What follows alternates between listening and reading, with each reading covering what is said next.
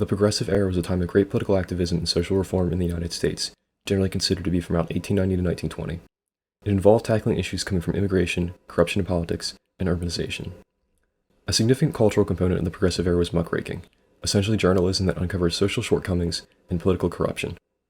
One of the early examples of muckraking was the book How the Other Half Lives, published in 1890 by Jacob Riis.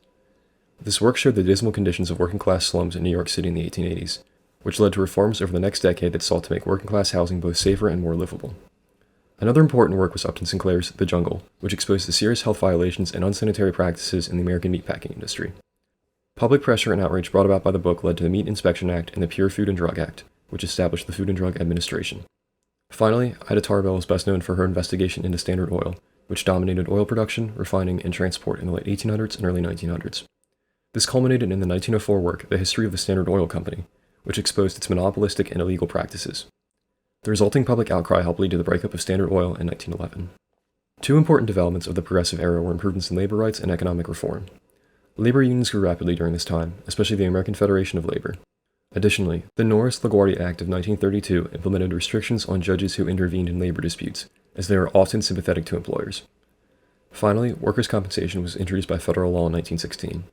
An important economic change was the creation of the Federal Reserve in 1913, which helped to mitigate financial crises by having central control of the money system.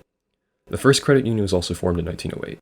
Two other significant federal agencies created during this time were the Interstate Commerce Commission and the Federal Trade Commission.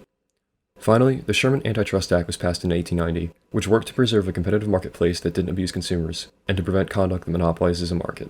This law was used to help prosecute Standard Oil in 1911. Modernization was an important part of this era. Many believed in science and technology as the overarching solution to issues in society. The efficiency movement, led by one of its early intellectuals, Frederick Winslow Taylor, worked to find and eliminate waste throughout society and the economy with the stopwatch as its symbol. This was shown by efforts to build research universities and medical schools. This philosophy was tied into the rise of philanthropy during the Progressive Era. Andrew Carnegie's work, The Gospel of Wealth, argued that the thousands of millionaires made during the previous 2 decades owed a debt to society, which called for giving to libraries, colleges, hospitals, and museums. Examples of this included Carnegie founding Carnegie Mellon University in 1900, and Cornelius Vanderbilt's donation to found Vanderbilt University. Such titans of industry also created large foundations with efficient, business-oriented operations designed to better society.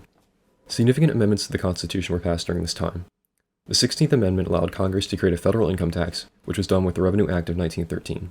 The 17th Amendment established the election of U.S. senators by the people of the states they represented, not by those state legislatures.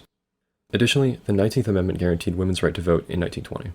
A key development in the fight for women's suffrage was the creation of the National American Woman Suffrage Association in 1890, which became the largest and most important suffrage organization in the U.S.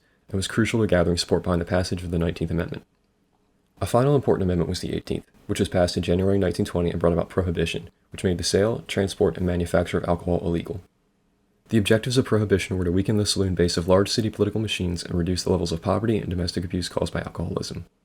Two major groups backing Prohibition were the Women's Christian Temperance Union and the Anti-Saloon League, which considered the saloon to be a salient symbol of public immorality.